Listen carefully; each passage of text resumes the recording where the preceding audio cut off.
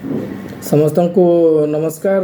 चलतु आज भिडियो गोटे मुख्य आम शरीर गोटे मुख्य ऑर्गन जहाँ को आम आमर शरीर गोटे सेफ गार्ड कहीपर ता विषय आलोचना करवा। आपण मैंने बुझीपारे से जिनसटी हूँ लिवर कौटना कौटी आम लिवर को अणदेखा कर जानती कि नहीं कि गोटे लिवर गोटे हेल्थी लिवर जो गोटे एडवांस लिवर डिजीज परिणत हुए सी 4-5टी स्टेज देके आसी है।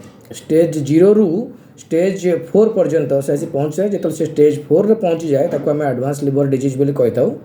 आ ता भितर से बहुत प्रकार इन्फ्लामेशन हो किंबा आपणकर फाइब्रोसिस हो किंबा आपणकर स्कार टिश्यू हो यही जो गुड़ाक सोपान दे गति करी सी आसी एडवांस लिवर डिजीज रे पहुँची थाए।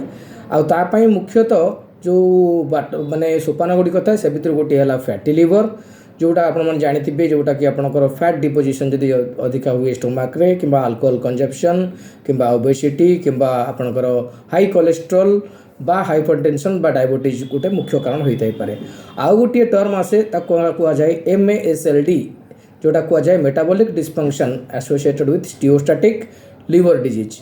तार नेक्स्ट स्टेप टी होची MASH जोटार पूरा माने फॉर्म टी होची metabolic dysfunction associated with steatohepatitis. एतिकी पर्यंत गोटे लिवर को आम सुस्थ लिवर हिसाब से आम रिवर्स करिपरिबा।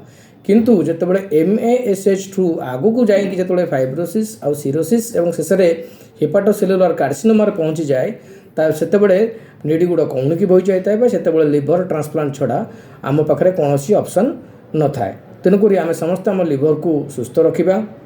ओमेगा 3 फैटी एसिड आउ ता सहित विटामिन ई सप्लीमेंटेशन को भरपूर मात्रा रे नवा एवं तो अल्कोहल ठारू जिते दूर संभव आम दूरेक रहिबा। नमस्कार।